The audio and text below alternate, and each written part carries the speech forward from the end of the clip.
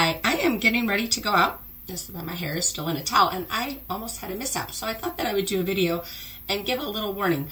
Do not wash your face and decide to brush your dentures at the same time. Well, in the same time frame, because you could end up having a slight mishap.